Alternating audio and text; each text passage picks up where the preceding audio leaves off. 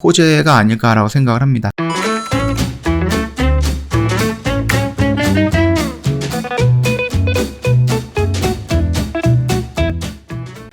네, 안녕하세요. 허브경제TV 최호영입니다. 오늘 볼 종목은요, 항공 우주 관련된 종목 2개 정도 보도록 하겠습니다. 하나에어로스페이스라는 종목과 세트랙아이라는 종목이거든요. 일단 하나에어로스페이스를 좀 먼저 볼 건데요. 이게 지금 비행기가 코로나가 이제 조금 주춤해진다라고 하면서 백신 접종률이 높아지면서 여행이라든지 이런 부분이 좀 자유로워지는 부분이잖아요. 그래서 지금 관련되어 있는 종목이 좀 올라갔는데, 일단 좀 과하게 올라간 게 아닌가라고 생각이 되는 부분이죠. 비행기가 뜨지도 않았는데 항공 부품주는 벌써 이륙을 했다라는 이런 식의 좀 이슈가 나왔습니다. 엔진 부품 수혜가 예상이 된다라고 하면서 주가가 그 기대감에 좀 많이 올랐다라는 거거든요. 이 내용을 한번 좀 볼 건데요. 올 하반기 실적 호조 지속 전망에 하나에어로스페이스 주가가 상승세를 이어갔다. 28일날 하나에어로스페이스 주가는 전 거래일 대비 이런 거는 좀 넘어가면 될 것 같고요. 세계 경기 턴어라운드에 따라서 1분기 어닝 서프라이즈를 기록을 하면서 경기 개선 수혜주로 떠올랐다라고 합니다. 특히 하나테크원이라든지 아니면 하나파워시스템, 하나정밀기계 등 자회사가 업황이 경기 변화에 민감해서 작년에는 코로나19 사태로 어려움을 겪었던 반면에 최근에 들어서 실적 수혜가 꾸준하게 이어지고 있다라고 하죠. 특히 하반기 민간기 운항이 재개가 될 경우에는 지난해 절반으로 줄어들었던 항공기 엔진 부품 수주도 반등할 것이다 라는 기대감을 모으고 있습니다. 이렇게 기대감이 올라갔다라고 하면은 그 뒤로는 나와야 되는 게 실적입니다. 실적이 안 나온다라고 하면 기대감 때문에 올라갔던 거는 거품이 되고 다시 밀릴 수 있다라는 거니까 요점까지 참고해 보셔야 되고요. 이에 어닝 서프라이즈를 기록했던 1분기에 이어서 하나에어로스페이스가 연내 실적 호조를 이어갈 것이라는 전망이 제기가 되고 있고요.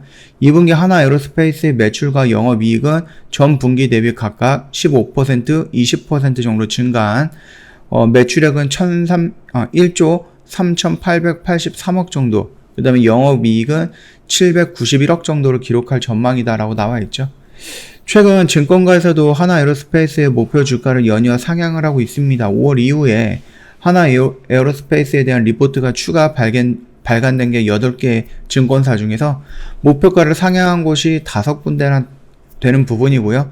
보통 이제 목표 주가를 57,000원 정도로 잡고 있는데 오늘 날짜로 해서 47,000원이다라고 생각을 하시면 될 것 같습니다. 두 번째 같은 경우는 이제 세트랙아이라기보다는 이 머스크 위성 인터넷 스타링크에 최대 33조를 투자한다라고 하면서 아무래도 그 항공 우주 쪽, 그 다음에 저궤도 또는 이제 소형 위성 이런 부분에 대해서 지금 한 발짝 좀 나아가고 있는 대표 주자가 아닐까라고 생각을 해요. 일단은 뭐든지 어떤 사람이 대규모 투자를 한다든지 아니면은 어떤 사람이 앞장서서 딱 나가면은 나중에 그게 괜찮다라고 생각했던 후발 주자들이 우르르 따라가는 것 같이 지금 일론 머스크가 지금 이런 식으로 해서 수십조를 투자한다라는 이슈가 나왔기 때문에 아무래도 항공 우주 관련해서 특히 위성을 만드는 세트랙아이라든지 이런 부분에서는 좋은 호재가 아닐까라고 생각을 합니다. 일단 테슬라 최고 경영자였던 일론 머스크가 위성 기반 인터넷 통신 서비스 스타링크에 약 22조에서 33조 정도를 투자할 것이다 라고 밝혔습니다. 그래서 이날 스페인 바르셀로나에서 열렸던 정보통신기술 전시회 모바일 월드 콩글레스 이런 부분에서 좀 연설을 진행을 한 걸로 좀 보이고요. 일단은 8월에는 극지방을 제외하고요. 전 세계를 대상으로 해서 시범 서비스를 제공할 준비가 되어 있다고 하죠. 스타링크에 2개의 대형 통신 회사 파트너가 있다면서 5개의 이동통신 네트워크와 속도 차이는 없애는 데 도움이 될 것이다 라고 좀 설명을 하고 있고요. 스타링크 같은 경우는 머스크가 만든 우주 탐사 기업 스페이스X의 사업으로 저궤도 소형 위성 12,000개를 쏘아 올린다라는 얘기죠. 그래서 지구 전역에서 이용 가능한 초고속 인터넷 서비스를 구축한다라는 것을 지금 목표로 하고 있는데요. 혹시 그 지오스톰이라는 영화를 보셨는지 모르겠지만 날씨를 우리 과학으로 날씨를 좀 조정할 수 있는 그런 영화거든요. 그래서 지구가 이렇게 있으면은요, 이 지구를 완전히 덮어버리는 위성들이 있어요. 그래서 이 위성들의 역할로 인해서 날씨를 조절하거나 이런 식으로 좀 할 수 있는 영화인데요. 이게 지금 12,000개를 쏘아 올려서 지구가 둥그라면은 여기다가 촘촘하게 이렇게 다 박는다는 거거든요. 지구를 둘러싸면서 어디에 있던 간에 뭐 초고속 인터넷 서비스를 이용할 수 있는 그런 부분을 만들겠다라는 생각인 것 같은데, 지금 이 12,000개 말고도 굉장히 많은 위성들이 그 지구 위에 있어요.